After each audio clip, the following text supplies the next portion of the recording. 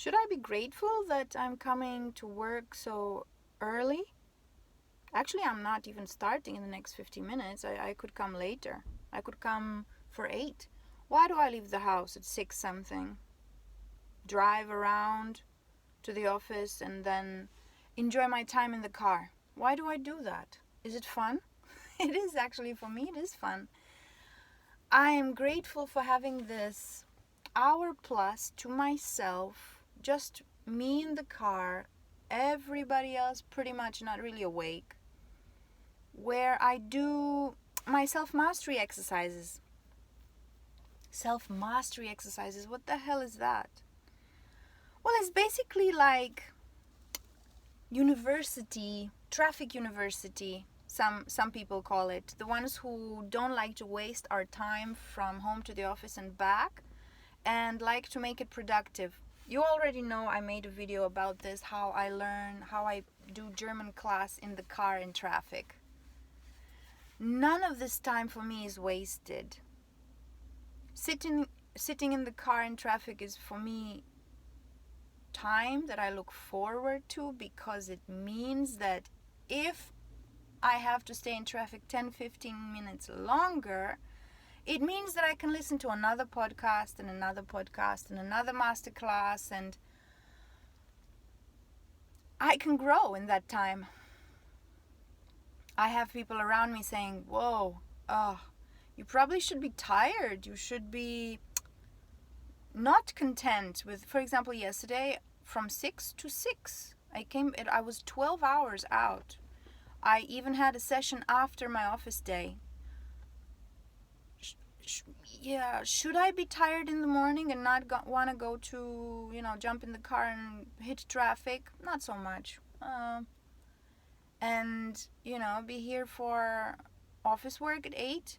Should I don't feel tired. This is the thing, that how you set your mind, your mindset and your heart set will change the quality of your whole experience. And this is what I'm trying to teach my clients. The thing is that creating new habits is hard. I am the kind of person who creates habits easily because this is what I've done my whole life. So from 6 years of age, I started English language, foreign language, but also gymnastics. I was a competitive gymnast from 6 to 9 years of age. And it was like serious training. From 9 years of age until around 20, I was a competitive tennis player. Give me light. Come on, give me light. After that, actually I might do better with natural. After that, so from 9 until around 20 years of age, for another decade, I was a competitive tennis player. All of this involves, sometimes going to practice, not really in the mood for it. And you just tolerate it. It's something you do. It's a habit. You have practice every day, Monday to Friday or to Saturday. Saturday you may have 2 practices. After school, from 4:30, you meet your coach, you do your warm-up, routine. Get to it. Sometimes the forehand is not working, sometimes the backhand is not working, sometimes nothing's working, sometimes you really have a shitty day. And you're still there in the court doing your practice. You don't give up. You don't go home and say, don't feel like playing today, I'm going home. That does not really happen unless you really physically I don't feel well, so I have to go. So what does this mean? If you get used to this kind of routine, if this is your habit, what you do every day, you may feel that in a day you don't have much gains, but you do. You do. Actually, my colleagues right now at the tennis court who say, I didn't like how I played today, I should have stayed home. No, actually, you are unaware that your body learns even from your mistakes. You have a shitty day and you're not hitting the ball right, but your body is still learning. You get exhausted trying to hit it right and you can't today. And you feel you should have stayed home, but you shouldn't have. It's good that you came. Gains happen. Gains happen. Muscle gains, learning, your brain still is learning even from poor execution, so to speak. So no, you shouldn't stay home. You shouldn't just let it be. Go to practice. Have a shitty day. You're still giving your body and your brain chances to learn, opportunities to learn and grow. Another thing that is good, having practiced sports, is that, you know how the coaches say, feel the sweet pain, feel it, the sweet, love it, love the pain. It's hard to practice a muscle. It's hard to train a muscle. And I'm talking now, obviously, the tennis muscle. The tennis muscle, the arm, the legs, the actual muscles. And also we have brain muscles. And there is a little bit of discomfort. Did I say a little bit? Okay, maybe I should revisit that. There is discomfort. But why we love to do it, people who practice sports, why we love to do it, we love that sweet pain, is because we know it comes with a reward. Muscle grows, skill grows. The savoring the game, the ability to just enjoy the game and do it better and try something else, try something new, do it better, secure your points into game, set, match. It's fabulous. This is, you see the results of your work, and you see it on your own body, on how you feel, on how you walk around, your attitude during the day, how your shoulders are positioned while talking to another person.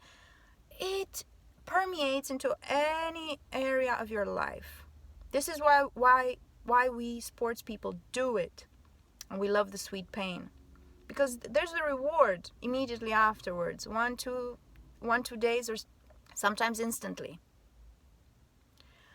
But for other people who are not used to this and say, oh, the discomfort is killing me. Okay, if you start like this, your body will do its utmost to prevent you from getting killed by the discomfort. And you will stay far away from progress, if that's what you want. Most of us want progress. But to achieve what 5% of the population achieves, you need to be ready to put in that 5% of what those people do differently. The habits, the love of the sport, whatever sport it is. Even self-mastery is a sport. It is kind of a sport. You create new habits and you practice, and then you enjoy the results. A lot of people are stuck into, but my identity, I would not know who I am if I work with a psychologist and they're trying to get me to think in a new way or get me to not be myself. I would not be myself if I wouldn't have these thoughts. I would not be myself if I would let them, mess with my brain. That's not what psychologists do. That's not what life coaches do. It's not about messing with your brain, messing with your self-identity and transforming you into a person you don't recognize. If you don't allow change, then you stay where you are. In 5 minutes, we will discuss the same issues. You will be facing the same problems, maybe have the same habits with the same results. What does Albert Einstein say? You can't solve a problem within the system that created it. Change your habits and you will get new results. Or stop doing the same old thing and expect to get new results. That's not how it works. And the discomfort of changing your habits, yes, is there.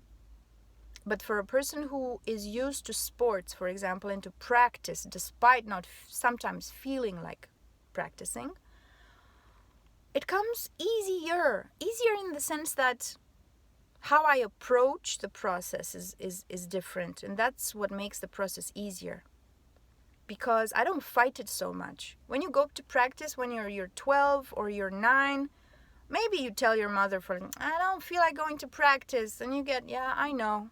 You don't have to feel 100% every day to go to practice. You don't have to.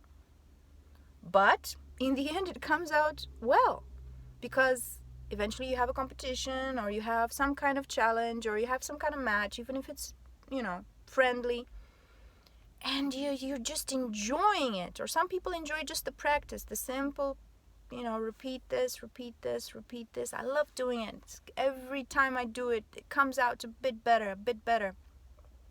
And some others enjoy the competition. Hey, let's see if you can beat me today, because last time I beat you.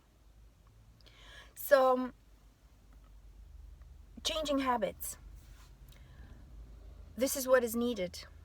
If you want to achieve more in life, this is what is necessary. Change habits. This is it. There's nothing more to it. Tolerating the discomfort of the change, and it will take you around 2 months to become a new person. New person in the sense of changing a losing habit into a winning one, so to speak. Quitting smoking and getting comfortable with your new identity as a new smoker. So feeling comfortable in the non-smoker skin. Around 66 days. Scientifically approximated from scientific studies. Give yourself time to tolerate the discomfort of these first 66 days, and you will reap the benefits. Okay? That's what we do. We're changing habits in life coaching and in therapy, and call it what you will. We're changing habits. We're replacing your shitty habits with habits that productive, happy people have. And one of the habits happy people have is appreciation, gratitude for what you have. I just posted a photo with a pair of boots in which the Persian proverb says, "I was sad that I had no boots until I met a person with no feet." Remember this proverb when you feel like complaining about something that's happening in your life. Instead of looking at what you do have, complaining about what is missing too much, noticing and starting work on it is one thing. But complaining over and over again as if it's part of your identity, to feel victim of your life and your surrounding, what other people are doing to you and how shit your life is, recipe for unhappiness and disaster. But some people are attached to this identity. I am who I am because I complain. I get attention because I complain. Feeling like the victim is who I feel I am. This is part of my identity. Okay. When you're ready to change it, let's get to work. So, appreciate what you have. Show gratitude. I am, for example, happy that I have this time, flexibility to choose when I go to sleep. Wake up at 5:45, be refreshed. Like, I hit the ground running. It's early and my days are long, and I have basically 2 jobs. I kept both of them, even with the office work. And I love it. I love the hour and the traffic and the time in the car where I could just put my thoughts in order and plan my day and how I want to be in that day and who I want to speak to, what kind of activities I want to have and how I want to eat, and everything is planned out. So when I go out there in the office, I know exactly what's going to happen and who I want to be that day. Whatever comes my way, I know how to navigate it. I know who I want to be and how I want to be. It's all a mindset and a heart set that I create in my hour before work, an hour for myself, where I read the book that I want to read, I do the German class that I want to do, I listen to the videos or the podcasts or the audiobooks that I want, which help me set my day, set myself in all kinds of ways. Mindset, heart set.